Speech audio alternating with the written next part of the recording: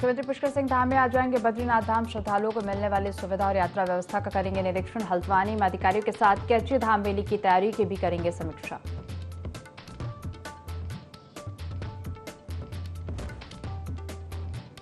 हरिद्वार और ऋषिकेश में आज से ऑफलाइन होंगे रजिस्ट्रेशन और दोनों जगह हर दिन होंगे 1500 श्रद्धालुओं के पंजीकरण। गढ़वाल मंडलायुक्त और आईजी के स्थलीय निरीक्षण के बाद सरकार ने लिया निर्णय।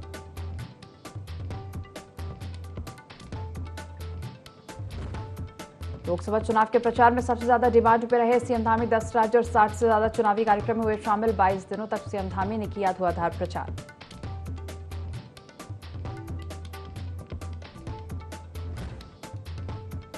उत्तराखंड में गर्मी ने तोड़े सारे रिकॉर्ड। पिछले 3 दिन से देहरादून में पारा चरम पर। लू के थपेड़ों से जनजीवन प्रभावित।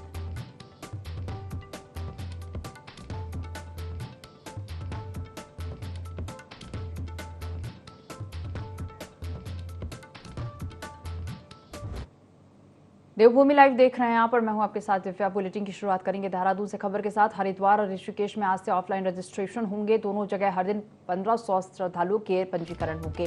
गढ़वाल मंडलायुक्त और आईजी के स्थलीय निरीक्षण के बाद सरकार ने निर्णय लिया है। धामों में श्रद्धालुओं की भारी भीड़ के चलते ऑफलाइन पंजीकरण पर रोक लगी थी। राज्य सरकार ने 4 धाम यात्रा के लिए पंजीकरण अनिवार्य किया है।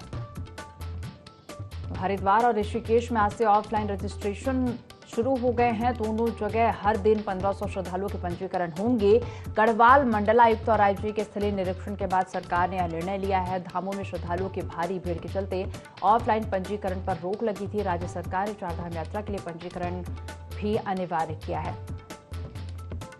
चलिए इसी पर ज्यादा जानकारी लेंगे। सहयोगी विनय सूद हमारे साथ लाइव जुड़ गए हैं। विनय, हरिद्वार और ऋषिकेश में आज से ऑफलाइन रजिस्ट्रेशन शुरू हो गए हैं और 1500 श्रद्धालुओं के पंजीकरण हर दिन होंगे।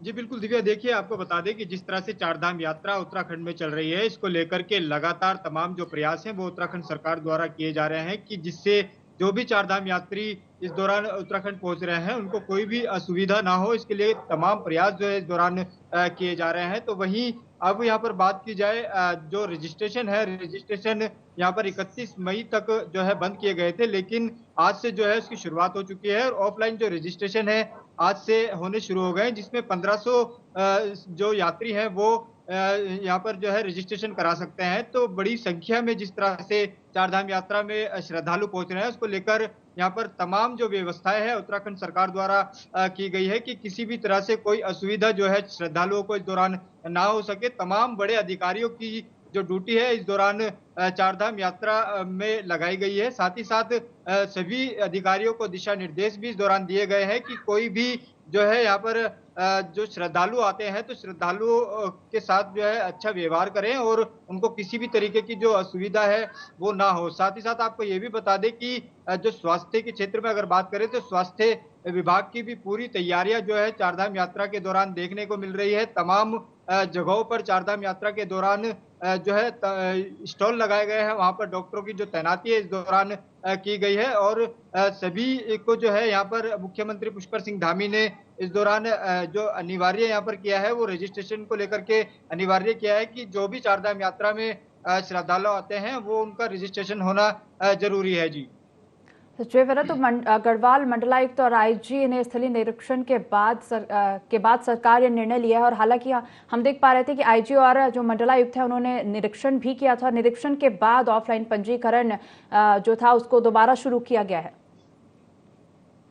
जी बिल्कुल, देखिए तमाम व्यवस्थाओं को देखते हुए जिस तरह से यहाँ पर मंडल आयुक्त की अगर बात करें या फिर आईजी की बात करें तो दोनों ही इस दौरान यहाँ पर स्थलीय निरीक्षण के लिए पिछले दिन पहुंचे थे और उन्होंने उसके बाद में जो प्रक्रिया है उसको फिर से शुरू कर दिया है। ऑफलाइन जो रजिस्ट्रेशन की जो प्रक्रिया है वो शुरू हो चुकी है और बड़ी संख्या में जो श्रद्धालु है इस दौरान यहाँ पर पहुंच रहे हैं और 4 धाम यात्रा करने के लिए जो दर्शन की अगर यहाँ पर बात की जाए तो पूरी तरह से जो है यहाँ पर श्रद्धालु जिस तरह से दर्शन करके लौट रहे हैं तो काफी संतुष्ट भी जो है इस दौरान दिखाई दे रहे हैं। वहीं खुद मुख्यमंत्री पुष्कर सिंह धामी ने जिस तरह से यहाँ पर मोर्चा संभाला हुआ है, तमाम जो श्रद्धालु हैं उनके बीच में सीएम धामी खुद इस दौरान पहुंचे थे, जहां पर अभी हाल ही में हमने देखा था कि सीएम धामी अन्य राज्यों से आए जो यहाँ पर यात्री हैं उनसे मुलाकात भी कर रहे थे, फीडबैक भी वो ले रहे थे कि किस तरीके की जो व्यवस्थाएं हैं उनका जो लाभ है उनको मिल भी पा रहा है या नहीं मिल पा रहा है। तो तमाम चीज़ों को जो है ध्यान में रखते हुए उत्तराखंड सरकार का यही प्रयास है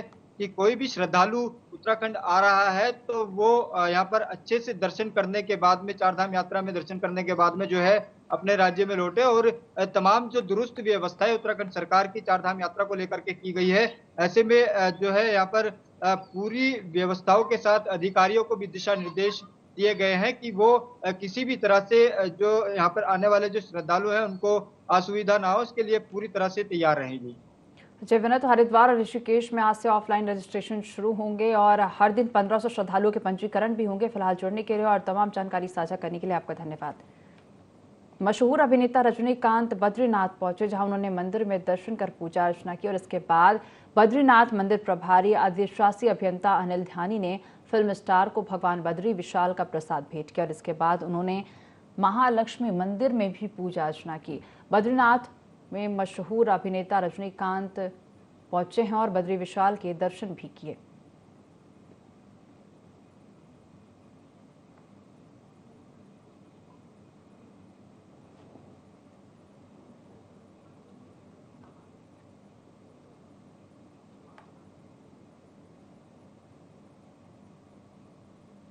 पूरे प्रदेश में गर्मी बढ़ रही है, जिसके कारण न केवल आम जीवन प्रभावित हो रहा है बल्कि व्यापारी वर्ग को भी काफी परेशानियों का सामना करना पड़ रहा है। साथ ही गर्मी की वजह से बाजारों में सन्नाटा पसरा हुआ है। बता दें कि लोग ज्यादा गर्मी के कारण घरों से बाहर निकलने से बच रहे हैं, जिससे व्यापारियों की बिक्री में भी कमी आई है। सब्जी मंडी में भी ग्राहक दिखाई नहीं दे रहे हैं। गर्मी के प्रकोप से बचने के लिए लोग ज्यादातर समय घर के अंदर रहना पसंद कर रहे हैं।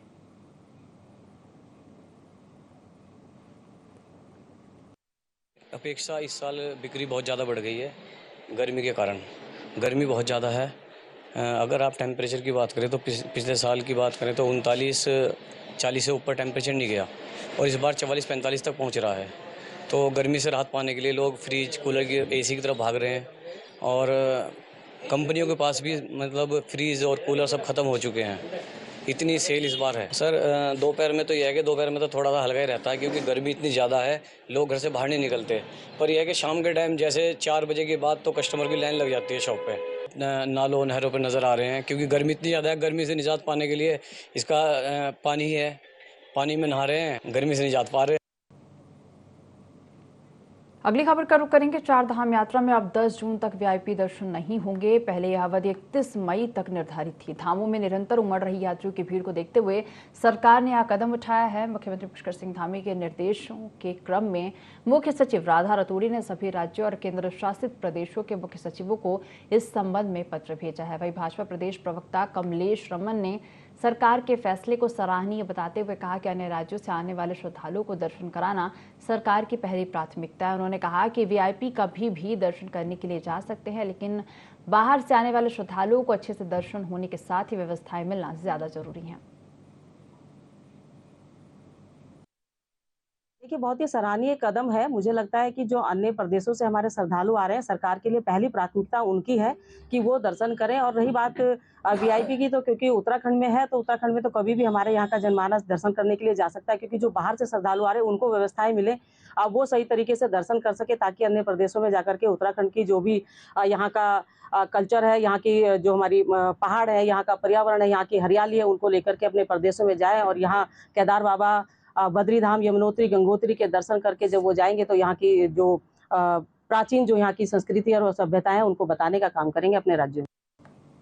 थराली में बिजली आपूर्ति बाधित होने से लोग परेशान है और इसको लेकर देवाल के जनप्रतिनिधि उप जिलाधिकारी से मिले और समस्या के समाधान की मांग की। वही उपखंड अधिकारी अतुल कुमार के मुताबिक तेज आंधी तूफान के साथ ही वीसीबी की वजह से भी दिक्कतें आ रही हैं। जल्द ही तकनीकी खराबी को सुधार कर विद्युत लाइनों को सुधारा जाएगा। हमारे जो बरसात का सीजन है उससे आधी तूफान से पहले ही जो है लाइट चली जा रही है। बच्चे पढ़ने वाले हैं, महाविद्यालय में पढ़ने वाले भी पेपर चल रहे हैं महाविद्यालयों के, उसमें शाम को जो लाइट नहीं है 8 बजे से कट आउट हो जा रहा है। अब उससे जनता का आक्रोश बहुत ज्यादा है। एसडीएम साहब से मेरी वार्ता हुई थी और मैंने उनसे आग्रह किया था कि यूपीसीएल के अधिकारियों को बैठ के आप ही की मध्यस्थता में एक बैठक करवानी है। तो आज हम एसडीएम ऑफिस में आए थे उप जिलाधिकारी महोदय से मिलने के लिए। काफी दिनों से हम देख रहे हैं कि देवाल में 2 बूंद बारिश की गिर नहीं रही है, लाइट पूरी तरीके से बंद हो जा रही है। जिसको लेकर लोगों में काफ़ी रोष है। इस समय बच्चों के डिग्री कॉलेज के बच्चों के एग्ज़ाम चल रहे हैं और इस विषय की गंभीरता को देखते हुए क्योंकि कई जगहों पर 5 दिन से लाइट नहीं आ रही है, कई जगहों बहुत ज़्यादा बिजली की कटौती हो रही है। अभी उप जिलाधिकारी जी की अध्यक्षता में यहाँ पर एसडीओ जी तमाम लोग आए थे और उनसे बातचीत हुई है और निश्चित तौर पर उन्होंने कहा कि 4 तारीख के बाद कोई भी समस्या इस तरह की नहीं आएगी और आज से जो यूपीसीएल के जेई हैं उनको देवाल में बैठने के निर्देश भी दे दिए गए हैं। देवाल में बैठ के ही पूरी व्यवस्था को देखेंगे। हमारी जो वीसीबी होती है वैक्यूम सर्किट ब्रेकर जो बिजली घर पे लगा होता है, उसमें एक प्रॉब्लम है, उसमें मैकेनिज्म की प्रॉब्लम आई थी, जिसको हमने देहरादून से मंगा दिए गए हैं और वो टीम अभी लगभग रास्ते में है और मैंने 4 दिन का समय माँगा है इसको पूरी तरीके से दुरुस्त करने के लिए। फीडर की जो कटौती की बात आ रही है, ये अब से नहीं आएगी। यमुनोत्री और गंगोत्री धाम की यात्रा सुचारू और सुव्यवस्थित रूप से संचालित हो रही है और इस बार रिकॉर्ड संख्या में दोनों धामों पर श्रद्धालुओं के पहुंचने का सिलसिला लगातार जारी है। इस यात्रा काल में कपाट खुलने के 19 दिनों के अंदर यमुनोत्री और गंगोत्री धाम में 5 लाख से अधिक तीर्थयात्रियों का आगमन हो चुका है। यात्रा शुरू होने के 19 दिन में ही पिछले साल की तुलना में इस बार गंगोत्री धाम में 39.55% और यमुनोत्री धाम में 48.84% की वृद्धि दर्ज की गई है। देखिए खास रिपोर्ट। साल गंगोत्री और यमुनोत्री धाम में यात्रा शुरू होने से अब तक केवल 19 दिन में 5 लाख से अधिक श्रद्धालु दर्शन कर चुके हैं।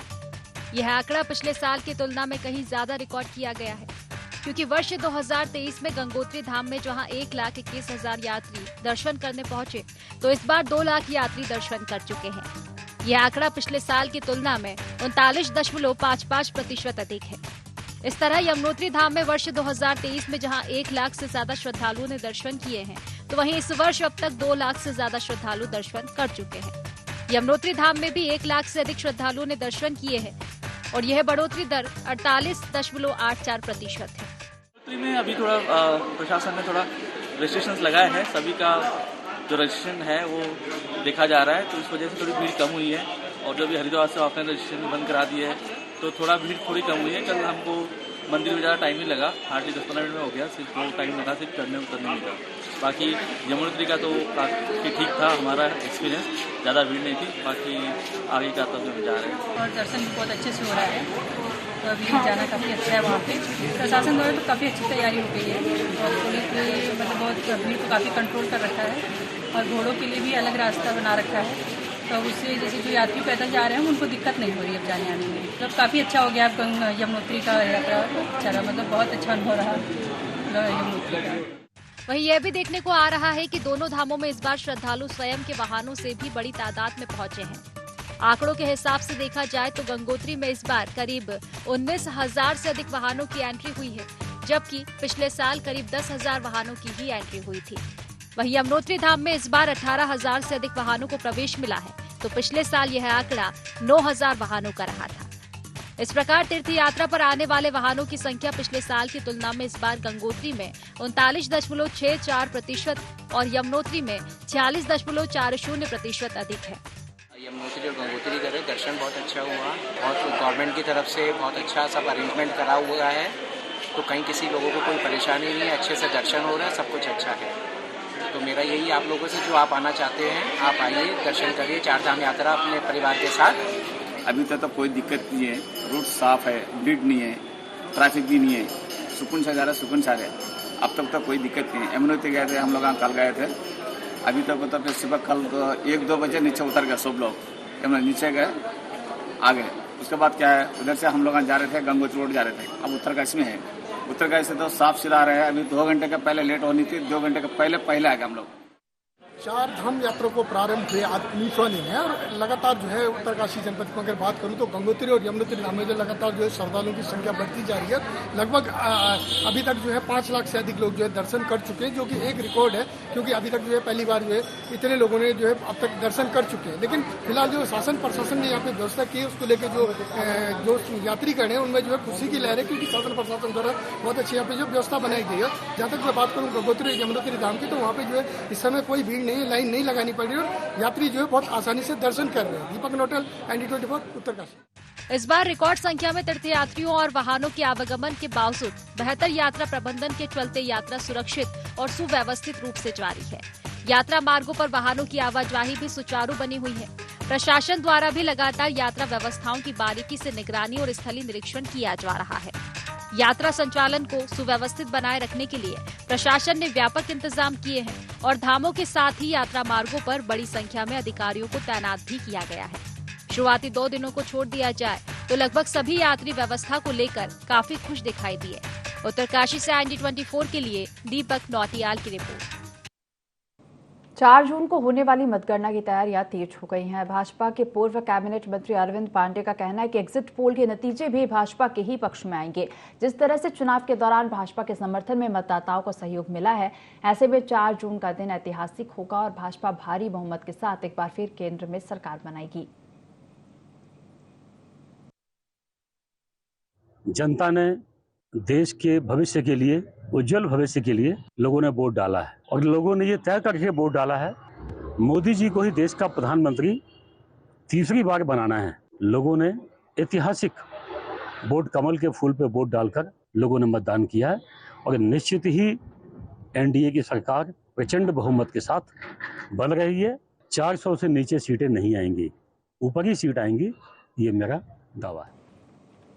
जहां एक तरफ मैदानी इलाकों में गर्मी से तापमान 42 से 44 डिग्री तक पहुंच चुका है, तो वहीं बद्रीनाथ और केदारनाथ धामों में इसका उल्टा ही मौसम देखने को मिल रहा है। यहाँ झमाझम बारिश की हल्की फुहारों में तीर्थयात्रियों को काफी सुकून मिल रहा है। दोनों धामों में हुई हल्की बारिश की बौछार से जहां श्रद्धालुओं को काफी राहत पहुंची, वहीं बद्रीनाथ धाम के आसपास की पहाड़ियों में हल्की बर्फबारी ने मौसम और खुशनुमा बना दिया है।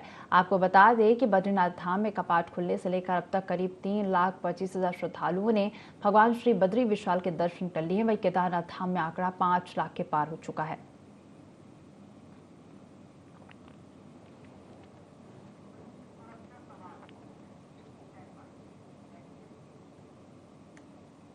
तीन तरफ से पर्वत श्रृंखलाओं से घिरे केदारनाथ घाटी में हवा की दिशा और दबाव की सही जानकारी नहीं मिल पा रही और इसके बावजूद भी केदारनाथ की घाटी में हेलीकॉप्टर उड़ान भर रहे हैं। हालांकि बीते 14 साल में घाटी में 10 हेलीकॉप्टर दुर्घटनाग्रस्त हो चुके हैं और इस दौरान जहां सेना के MI-17 हेलीकॉप्टर सहित 5 हेलीकॉप्टर क्रैश भी हुए हैं। लेकिन आश्चर्य की बात तो यह है कि धाम में 2 दशक बाद भी हवाई सेवा की सुरक्षा के लिए एयर ट्रैफिक कंट्रोल रूम स्थापित नहीं किया गया है। देखिए खास रिपोर्ट।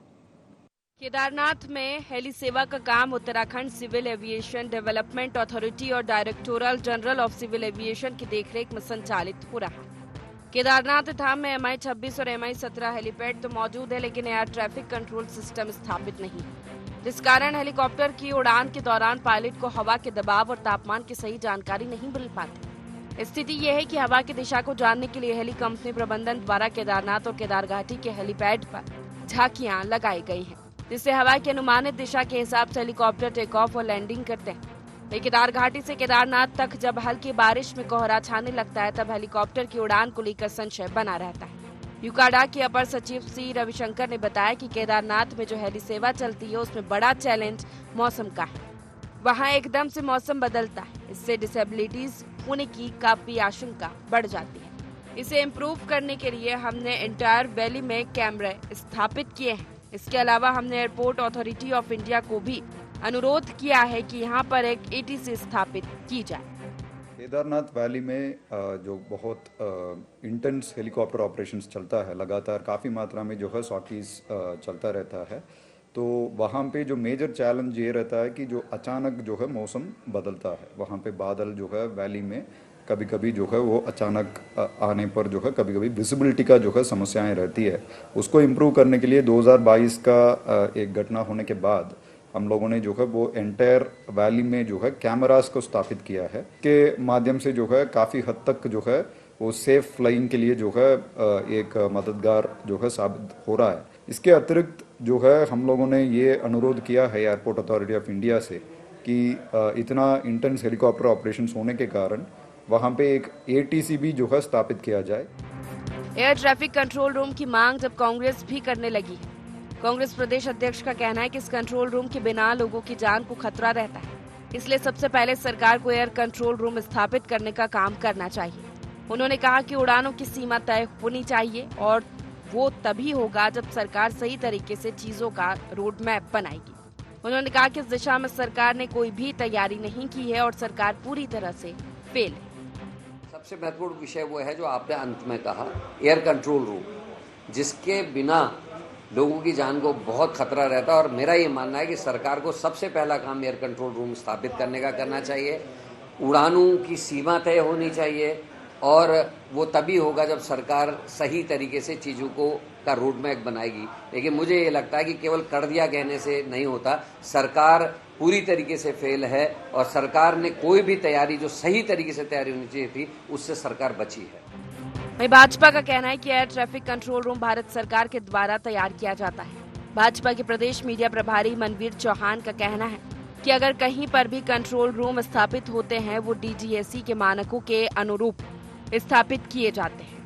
उन्होंने कहा कि उत्तराखंड में एयर कनेक्टिविटी बढ़ रही है। सरकार के द्वारा हवाई यात्रा और अन्य मुद्दों को लेकर प्रदेश के हित में जो भी हो सकता है उसको पूरा करने के लिए हमारी सरकार केंद्र से भी प्रयास कर रही है। एयर ट्रैफिक भारत सरकार के DGSE के द्वारा नियंत्रित किया जाता है। उसी के मानकों के अनुरूप कहीं पर भी जो इनके कंट्रोल रूम स्थापित होते हैं उन्हीं के मानकों के अनुरूप किए जाते हैं। और उत्तराखंड जिस प्रकार से लगातार एयर ट्रैफिक की कनेक्टिविटी वगैरह जो बढ़ रही है लगातार, तो मुझे लगता है हमारी सरकार के द्वारा लगातार, चाहे हम हवाई यात्राओं की बात करें चाहे इस दिशा की बात करें, तो निश्चित रूप से जो प्रदेश के हित के लिए हो सकता है उसको पूरा करने के लिए हमारी सरकार केंद्र से भी प्रयास कर रही है और अपने आप स्वयं भी प्रयास कर रहे हैं। हर वर्ष चारधाम में यात्रियों की संख्या बढ़ती हुई नजर आ रही है, लेकिन इसी बीच अब हवाई सुरक्षा को लेकर भी सवाल उठने लगे हैं, जिसके लिए एयर ट्रैफिक कंट्रोल रूम बनाने की मांग विपक्ष द्वारा की जा रही है। वहीं यूकाडा भी ATC पर काम करने की बात कर रहा है। देखना होगा कि आगामी दिनों में हेली सुरक्षा को लेकर प्रदेश में क्या इंतजाम किए जाते हैं। देहरादून से ID24 के लिए संवाददाता विनय सूद की रिपोर्ट। धरासू यमुनोत्री राष्ट्रीय राजमार्ग में सिलक्यारा के पास यात्री से भरी बस दुर्घटनाग्रस्त हो गई। घायलों को इलाज के लिए अस्पताल ले जाया गया। जानकारी के मुताबिक बस में 45 लोग सवार थे। सभी कर्नाटक के निवासी और यात्री गंगोत्री धाम दर्शन के लिए जा रहे थे, तभी यह हादसा हो गया। सभी लोग फिलहाल सुरक्षित हैं।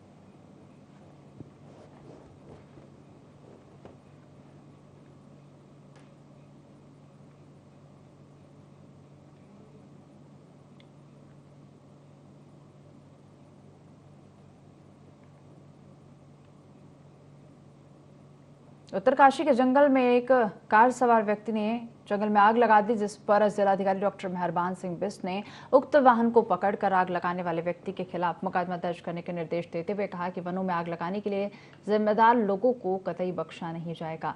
जिलाधिकारी ने वन विभाग और पुलिस विभाग को उक्त वाहन को पकड़कर जंगल में आग लगाने वाले व्यक्ति के खिलाफ सुसंगत धाराओं में केस दर्ज करने के निर्देश दिए हैं। वहीं उन्होंने कहा कि वनों में आग लगाने के लिए जिम्मेदार लोगों के खिलाफ फौरन सख्त कार्रवाई की जाए।